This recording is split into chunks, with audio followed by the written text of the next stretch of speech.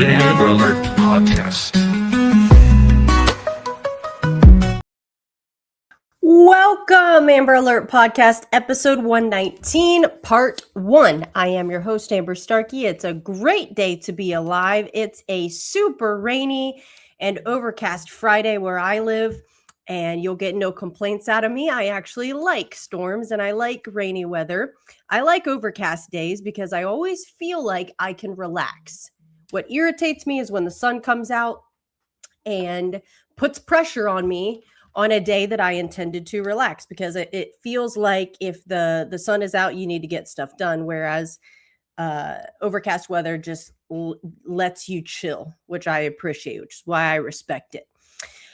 So it's part 1, which is news, and my least favorite part of these podcast episodes, because I just don't I don't care for the news that much, although I do think it's important to know what's going on. There are some things, I'll say this, some of the stuff that I see is so heinous and so terrible that I literally cannot put it in here because I don't want to read it, even like myself, and I'm definitely not going to say it out loud. There's some stuff I can't watch the videos. I just can't, because it's terrible. So I try to skim through things that I think are noteworthy, but it may not even be the biggest news that happened in the last week, because I intentionally left some things out. You know what I'm saying? So I would like to get through this part as fast as I can. I'm excited for part 2. So that is the part of every episode where it's always either something supernatural or something like a conspiracy theory of some kind, which oftentimes those two things go hand in hand. But it seems like usually what I end up talking about is something that's negative or evil. And it's not that I want to highlight those things. It just seems like there are more stories that involve the negative side of the spirit realm. But this week, we're going to talk about the positive side and share some, in my opinion, awesome stories, supernatural stories, very encouraging. In fact, several of them, it's a few short videos, but several of them brought me to tears because I love stories like that, and they give glory to God, which I'm a big fan of. So we'll do that in part 2. And then part 3 is always the Bible. And actually, what I'm ending with in part 2 is going to kind of bleed right into part 3, because it's the person in that last video is a living example of what I wanted to talk about in part 3, which I already planned before I decided the subject for part 2. So it's almost like a God thing, right? Making sure I have content, because I realized that last night I was like, oh my goodness, I don't have a topic for part 2 this week. What am I going to do? So then that came to mind and it all worked out. But before we get there, let's get through the news. What do we got here? Mamdani. So this resurfaced footage of Mamdani has gone viral, where he admits to manipulating white liberals to vote him into power. This is the Democrat playbook from Dinesh D'Souza. I believe there is a video. Let's play it and see what this little weirdo had to say. Resurfaced. I wonder how old it is. The interesting thing about our communities here is I think that minority communities, because we have never had representation, we are tied much more to identity. White communities, they've had representation forever. And so for them, their tie is a little less identity and a little more ideology. And so what I mean by that is we have a lot of voters here who think of themselves first as progressive voters. And so we reach out to them speaking about our platform, our progressive platform. And you're very right that you need someone in the middle to be a validator, someone to tell them to trust us, believe in us. We've had that with Tiffany Caban and Cynthia Nixon. I think that with the interesting thing about our communities here is I don't think really that think that's like I like Dinesh D'Souza, but I don't really think that's like the bombshell that maybe he meant for it to be. I will say this, I don't understand like the tribal inclinations people have, like, hey, this person looks like me. so I'm going to vote for them. I don't care about that. I don't care if they're from where I'm from. I don't care if they look like me, talk like me. If they suck, I'm not voting for them. I will vote for someone who has literally nothing in common with me that I think is going to like put forth the policies that I think are right. I don't care at all about my race, my like the genetic makeup I'm like German and Swiss. I don't care. I don't care if any of that is in common. What are your policies? And I'll vote for you. I don't care if you have polka dotted skin. Like, it doesn't matter. If your policies are right, you got my vote. So I don't know why that works on people. Why do you care what the person looks like and not about like what they're going to do on paper? That's what should matter. I don't know. That doesn't make sense to me. I don't feel like I owe other white people anything. I'll vote for you because I'm a fellow white person. No, if you suck, I won't vote for you. Next. Let me blow this up so I can read it. Watch that sounds German. Schwarzel's tee shot at whatever that Roman numeral is. Gulf, New York rolled into a pond where a largemouth bass immediately jumped out and swallowed the ball. I guess that's better than a gator, but I think they caught it on video. So let's see this fish jump out and eat his ball.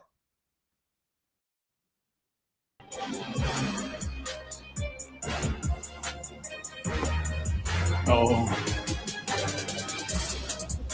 Like the fish was ready. Dang, okay. Yeah. Wasting no time. Now, I don't really know that much about golf. But aren't you, at least we say this in mini golf, you gotta play it where it landed. So if that's true for that kind of like professional golf, then wouldn't that mean you got to catch the fish? You got to pick it up, have somebody hold it, and then you got to swing. I don't know what the rules are for that, because I'm sure that's, it can't be that uncommon for something like that to happen, or a gator shows up, whatever. I'm sure they have rules built in, but I don't know what they are. Next. Let me make this bigger. President Trump is cutting off Medicaid funding for gender transition hormones and surgeries for minors, a move that could affect coverage in at least 17 states and dozens of hospitals nationwide. Good. If you want to cut off your wiener, you can pay for it. Next. In Arkansas, a high school football player got a terrifying surprise when he discovered a venomous cottonmouth snake hiding inside the padding of his helmet. Well, if this kid put the helmet back on, you're braver than me, because I would never put it back on. I might actually die. Let's see. There's a video here. This is like the worst thing that could happen. A 2-foot-long cottonmouth. Why is this blue? There we go. Foot-long cottonmouth snake slithered its way into a high school football player's helmet in Arkansas. After about an hour of practicing, the student told coaches about some discomfort with his helmet, and they discovered the venomous snake. The reptile lodged itself underneath the helmet's padding so deep that the officers called to the scene could not get the snake out. Animal Services had to submerge the helmet in water. They grabbed the snake when it came up for air. The student was not hurt and now has a new helmet. That is disgusting. A 2-foot-long cottonmouth snake. Why wouldn't you just get rid of the helmet? Just burn the whole thing. Pour some gasoline in there and then light it on fire. That's awful. How did you wear that for an hour and then live to tell about it? That's so disgusting. Glad the kid is okay, though. Next. A Los Angeles man noticed ripples in his backyard pool and discovered a massive bear taking a dip to cool off from the scorching heat. Somebody had a bear in their pool. I'm a big fan of bears. Let's watch this. Backyard pool, and here's why. A huge bear cooling off in the mid-90s temperature, ready for a drink, and maybe one of those little umbrellas in there as well. The man says the bear did eventually wander off, but not after giving him some looks, perhaps for the bad drink service. A man in Los Angeles spotted some ripples in his back. I don't know, how much animals think. You got to wonder if the bear, it's scorching heat. You have a very thick fur coat.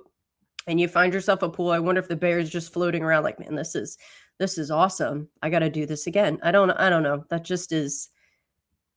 I assume that guy didn't go outside. I wouldn't. I'd be like, I guess it's his pool now. I wonder how the chlorine, well, I guess it could be a saltwater pool. I always have wondered about that when an animal gets into a pool that like is a chlorine pool. I have always wondered what that does to like their skin. Obviously, it doesn't hurt us, so maybe they're okay with it. But I thought I remembered when I was younger, like when we lived in South Carolina, we had a pool, and I think I remember like several times we'd go out there and there would be like frogs that had gotten into the pool, and I thought like they were dying from the chlorine. I could be wrong. Maybe they can handle it, but I always thought it would kill them eventually. And of course, that's a completely different kind of animal than a bear, but I don't know how all that works. Anyway, next. What does this say? Marco Rubio finding out he's about to also become the White House press secretary. So he's going to get his 80th job as Secretary of State. He really is like the busiest one ever.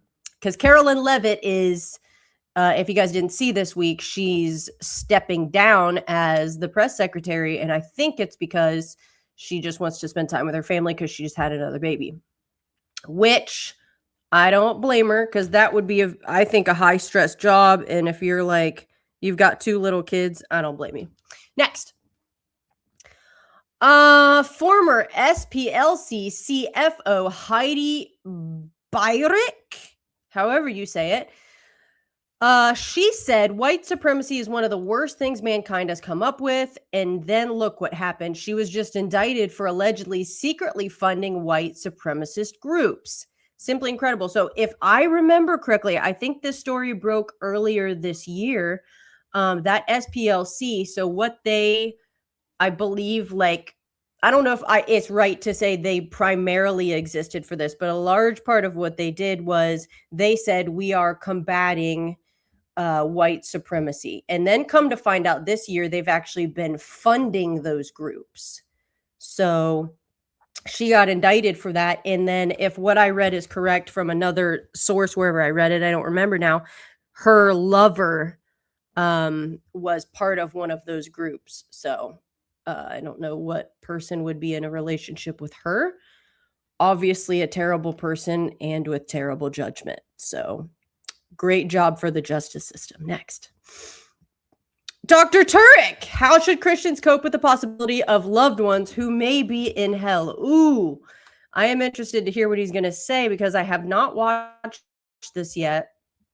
And in my opinion, he's fascinating to watch because he's a great apologist, but he's just very well-rounded theologically. So when he gets some of these very interesting questions, people don't, this is a tough one. I will say that it's a very tough question because, and I think honestly too, this is why, before I play the video, I think this might be why some people have kind of adopted a doctrine that hell isn't real, or at least it's not forever, is probably because a loved one, someone close to them, died and they don't think they knew Christ. And in order to like live with the reality of that person being in hell for eternity, they've adopted a doctrine that allows them to not think about that or accept that.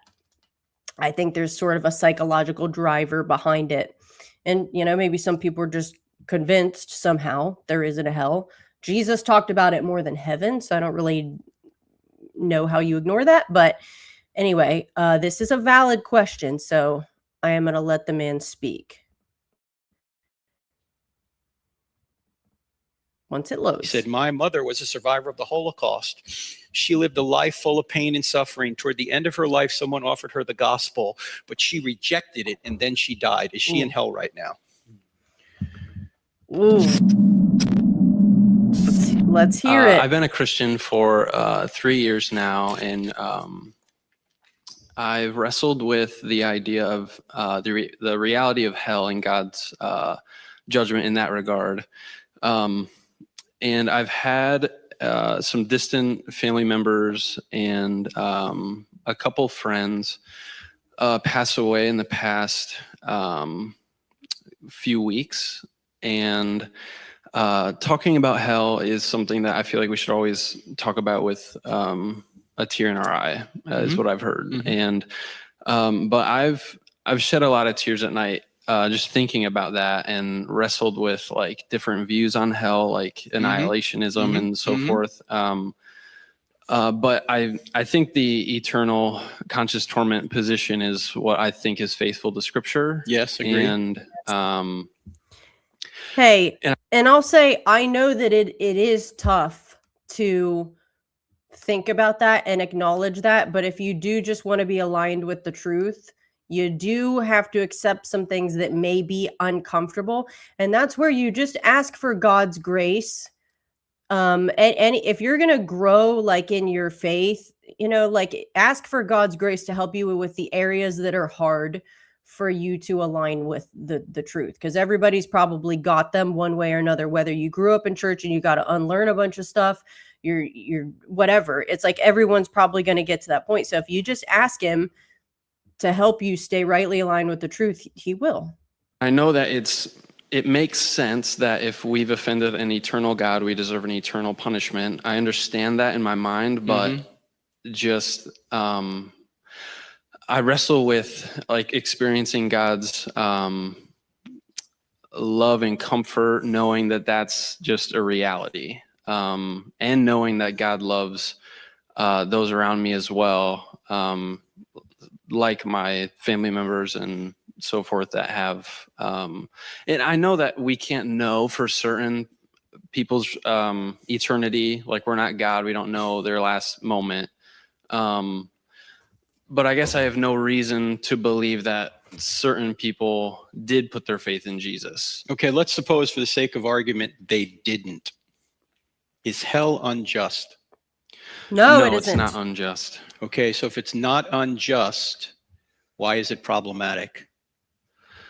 I don't think it's just problematic. I don't think it's wrong. Like, I don't think God is unjust for doing that. I think my maybe Dr. Turk's going to get to this, but if there is not the whole thing about the Bible is legal, salvation is legal.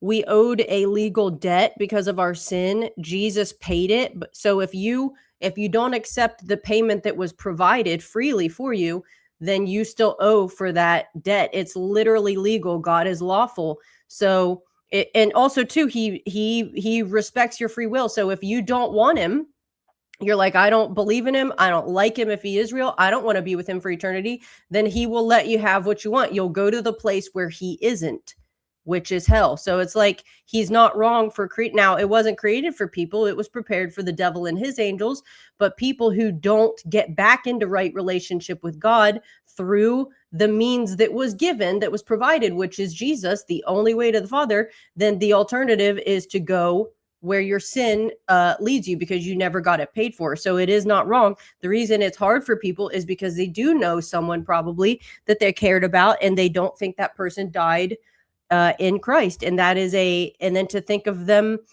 suffering in eternal torment is hard emotionally to deal with, but it is not unjust. question's more of like an emotional question. It is. I understand.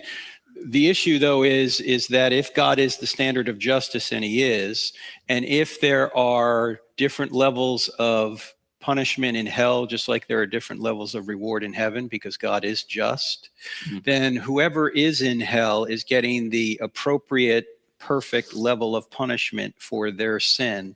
And their sin didn't just have to do with what they did here. They continue to sin in hell. There's weeping and gnashing of teeth. People are still set against God in hell. So that's why the punishment continues according to this view. So if you look at the closest thing we have in the scriptures to this, Luke 16, you've got Lazarus, the beggar, being asked by the rich man in Hades, Lazarus, come and put water on my tongue. I'm in agony in this fire, And notice something about this rich man. Number one, he doesn't say he shouldn't be in hell or Hades. He doesn't He's not repentant. He's still treating Lazarus like he's his servant. Yes, I have noticed the same thing. I remember reading that, years ago, and I was like, look at this guy who's burning in hell, and he's still treating Lazarus like a servant because Lazarus was a beggar. So this guy recognized that's Lazarus the beggar, and he's like, Abraham, send him to get some water to cool my tongue, like he's beneath me. It's like you're literally in hell, and you still see this guy who's in heaven as beneath you. What is your problem?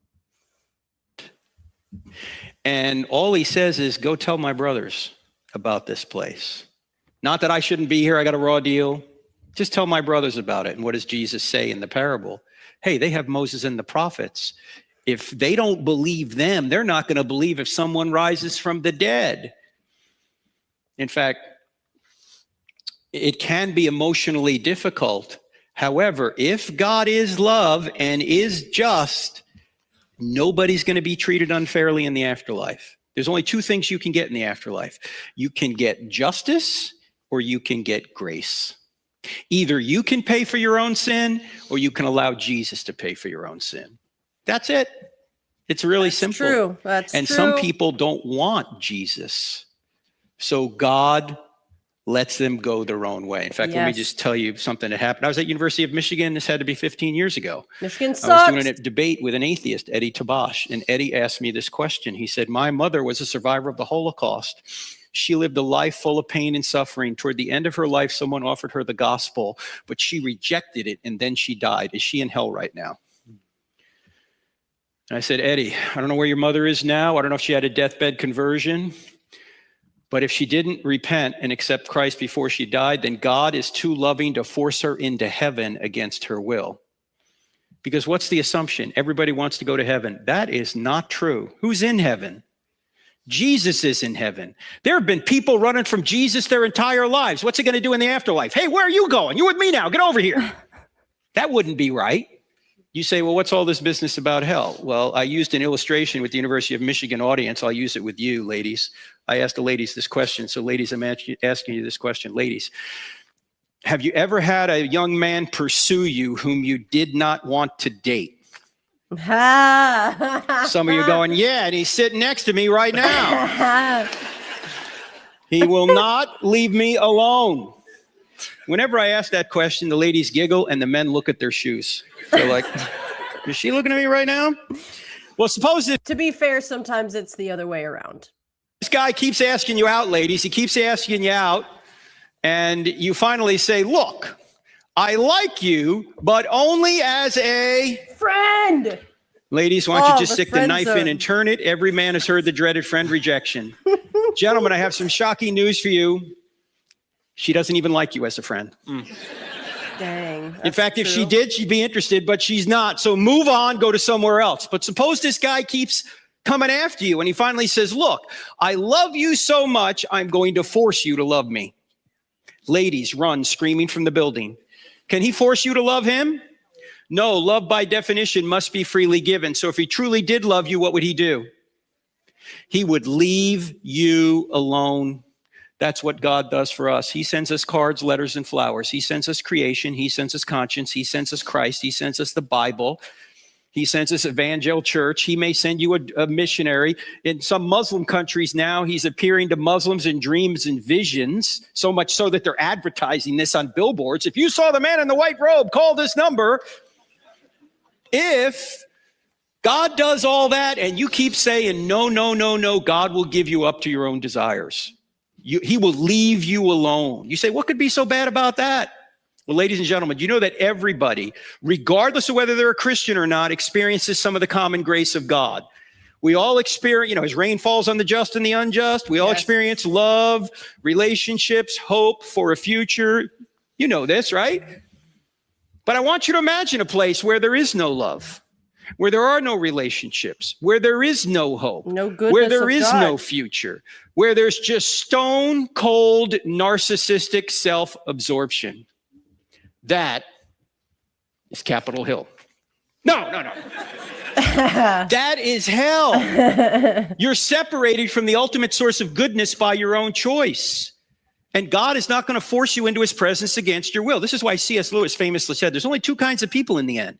Those who say to God, thy will be done, and those who say to God, thy will be done. Or God says to them, thy will be done. So God is going to leave you alone, which is ultimately what hell is. So if some of your loved ones have died and they did not accept Christ, what do you think they would say to you right now, Ty? What would they want? What decision would they want you to make? They certainly would want me to put my trust in Jesus. That's the answer right there, right? Great job, Dr. Turk. It is astonishing that, like in the book of Revelation, it talks about, during the tribulation, all these terrible things are happening, and there are people who still will not repent from the wicked deeds that they're doing. Instead, they just curse God. So it's like, you can bet there are people in hell. And then when it's all said and done, which we're not there yet, would still have the same attitude that they hate God. They want nothing to do with him. And God's like, have it your way then. And that's a shame, but that's what free will is about. Next. Again, Dr. Turk, this idea that you can prove everything by science is like a guy combing the beach with a metal detector saying there's no plastic on this beach. That's true, because you're looking at it through the lens of what you think you understand. And if you can't understand it, then, well, it must not be real. Okay, so that would, in order for that to be true, you would have to be all-knowing, which you're not. So, great job. Next. Make this bigger. 6,000 arrests, homicides down 44% as safe and secure capital. Just 1 year since the Make DC Safe and Beautiful task force began, Washington, D.C. is a safe city. Thank you, President Trump. A 44% drop is a pretty steep drop. I don't know why DC had, I mean, I guess all cities have like a murder rate that's high, but it seemed like DC was particularly bad. I'm not sure. Maybe still not as bad as Mansfield, Ohio. At least not per capita. I used to live in Mansfield, and at one point in time, and I don't know how long ago this was, but at one point in time, there were more murders in Mansfield, Ohio per capita than there were in Chicago. And I know I talked to someone, because I lived there for a couple years. And so I was going to a gym there. And I think it was the owner of the gym was telling me it has something to do with the prison system, where I don't know. It was something like when people are released, they keep them in the vicinity. Something, I don't know how you're allowed to do that. I can't remember. But it was something like that. So basically all of the people who got out were just like repeat offenders, and they would murder someone and then go back in. So I don't know if they've cleaned it up since then or what the case is, but I don't live there anymore, and I don't miss it. Next. I'm going to have to blow this up to make it bigger. All right. So people are getting like ripped off by these knockoff GLP-1s. So an American woman ordered knockoff weight loss drugs from a TikTok seller. That's your first mistake, is buying off of TikTok. And what she found should terrify anyone thinking about doing the same. She got funneled from a TikTok account into a private WhatsApp group. Okay, also don't do that. She ordered vials labeled semaglutide, and the supplier in China shipped them under the label scooter parts. What? Inside were injectable liquid products labeled and being sold for people to put into their bodies. This is insane. She sent 4 unopened vials to an independent third-party lab for identity, purity, and endotoxin testing. Here's what they found. The vial labeled semaglutide came back with 0 semaglutide actually in it. The lab found something in there, but it didn't match any peptide or small molecule in their reference library, meaning nobody knows exactly what was in that vial. So those are the GLP-1s, which are, everyone's calling them miracle drugs because, like Ozempic, it's like a knockoff version of Ozempic. And a bunch of people have lost weight, and most of them don't look very healthy. since losing weight, but people been looking for a cheaper alternative, and then they end up on these sketchy sites. Whatever happened to old-fashioned, clean up what you're eating and go to the gym instead of I mean, I also don't like needles, but I would literally never in a million years buy something sketchy when I could just have a little bit of discipline. And I know it's hard to start, but I'll tell you this. I mean, I am, by the grace of God, a very disciplined person, which I think is it's just part of my personality because I'm a type A person. So if I like determined to do something, I can't stand it if I don't do it. So that can be a blessing and a curse because it can kind of turn you into a psycho if things don't go according to plan. You're not very flexible, basically, but it does make you disciplined. So I go to the gym because I don't think about it. I just do it. In fact, if I think about it, I could talk myself out of it. I don't want to go, but I don't think about it. I'm like, this is just part of my life. It's part of my day. This is what I do. And I just go. And it's been years now. It's literally been years. So it's like, it's not like I need motivation anymore. It's literally just part of my life. And so once you get past that, everyone who doesn't go to the gym thinks, oh, I could never have that kind of discipline. I could never do that. I promise you can. Here's the reality of it. Thinking about doing it is worse than actually doing it. If you think about it, you'll talk yourself out of it. You don't want to do it. It seems overwhelming. It's too much. It'll take too long, blah, blah, blah, blah. But I promise if you'll just start doing it, in no time, you'll find, oh, actually, this is not as bad as I thought. And it's something I can do. It's getting started that's harder. It's harder to start than it is to keep going. So go to the gym. Don't buy sketchy things off TikTok. Next. What do we got here?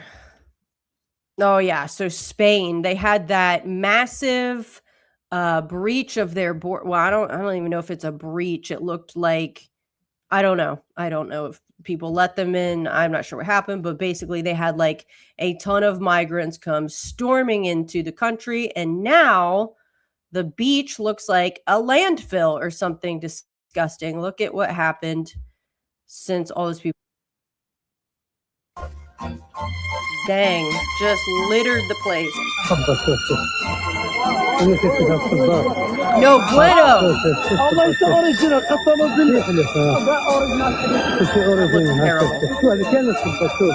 Can't even swim. You'd have to go out into the deep water to swim.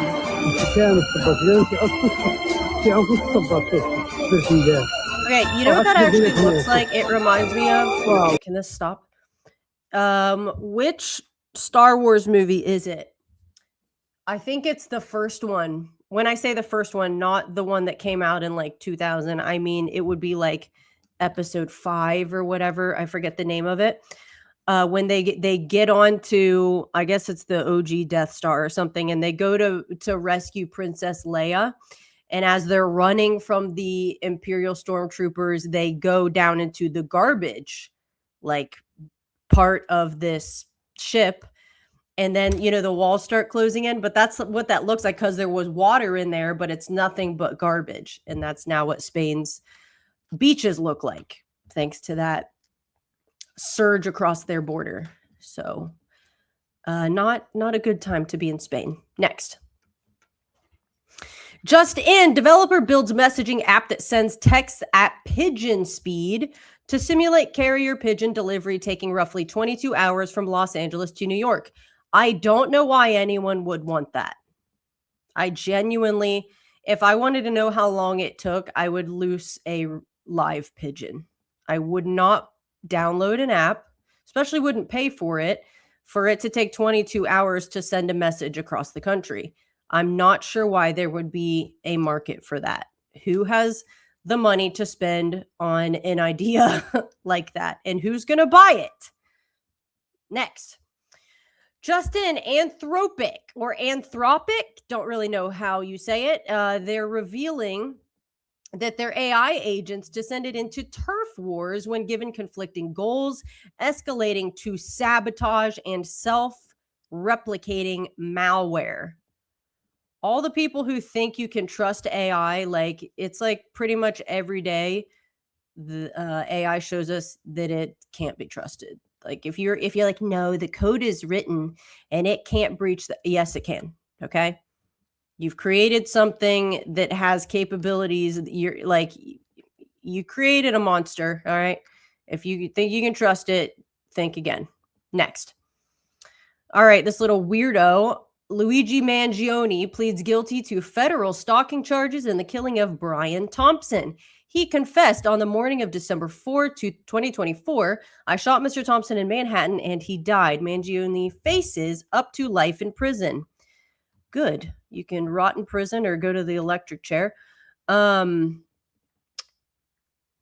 bet you anything, there are already people who are like, some idiot lady I saw, she's like, I'll support him whether he did it or not.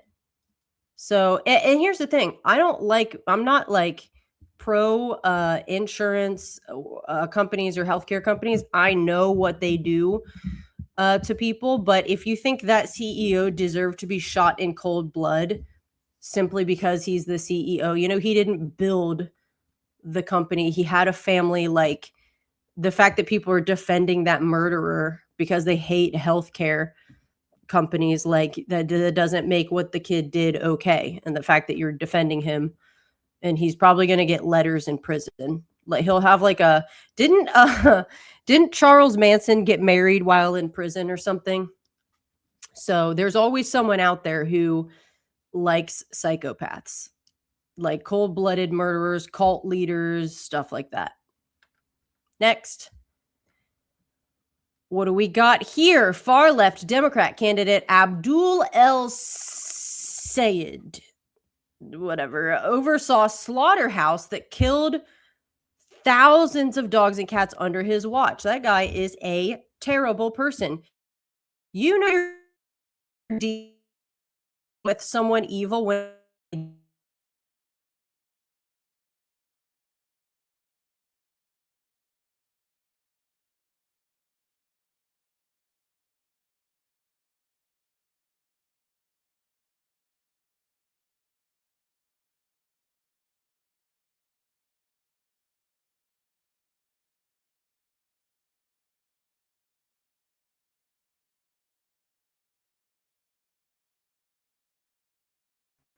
I don't know what just happened to my screen. But like I was saying, anyone who doesn't like dogs is always a death, especially if you're straight up evil and like having them killed. It's one thing if you of shedding, like tracking in dirt, like that's okay. You can have that opinion and not be a psycho because you hate dogs, but you're a complete psycho and a terrible person if you hate them, and especially if you're going to be killing them. So Michigan place wasn't bad enough. Now this guy's like, I think he's, they have an election. I think he's the Democrat who's, and I forget the name of the Republican running against him, but he's, and you know what I heard? If what I heard is correct, when it comes to Islam, so when they obviously, in many cases it becomes militant. But in other cases, when they can't just do something violent, they will instead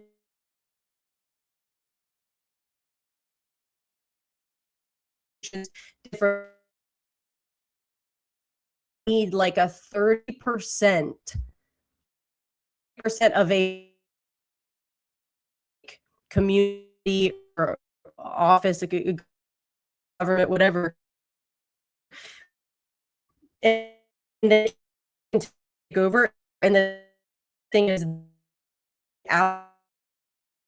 breed immigration and then start getting into public office and then start to just implement your own policies, eventually take down the Constitution and then overrun the country. So if people don't watch who they're voting for and probably, take some steps with immigration, then that's what you're going to end up with, is a country being governed by Sharia law, which is extremely evil. If you think it is okay to beat your wife and marry a little kid and rape anyone who doesn't belong to your religion, you are a horrible person. Next. Building roughly 650 feet from the White House, reportedly purchased by a former CCP intelligence official, to say nothing of the fact they left out something very crucial. He's a trained sniper. So that person is now going to be 650 feet away from the White House. I'm sure he has no nefarious intentions there, right? Ties to the Chinese Communist Party? Sure, nothing to see there. Last piece of news. Justin, 11-year-old boy, steals his family's emergency savings and spends $2,000 on Roblox gift cards at Walmart. What? I would end my kid if they did that. $2,000 on Roblox gift cards. Are you kidding me? The question is, I would love follow up on that story. Did he spend them before they could return them? Assuming they could return them, because that's crazy. That kid would never see the light of day again. You know, he would be banned from all devices and internet for the rest of the time he lived in my house. All right. I'm done with the news. So let me pop these up and then we'll get into part 2 after a very short break. These are the ways to contact, follow, including TikTok. Against my own will, I'm on TikTok. I actually hope that platform gets shut down. I don't want it to exist, but as long as it exists, I'm going to be on it until they kick me off, which they've definitely threatened to do. And it's, you know, what's funny is it's all because of healing testimonies. So whoever is running their community guidelines, doesn't like God. So anyway, those are the ways to follow, subscribe, all of that. And then if you want to support Amber Alert Podcast, those are the ways that you can.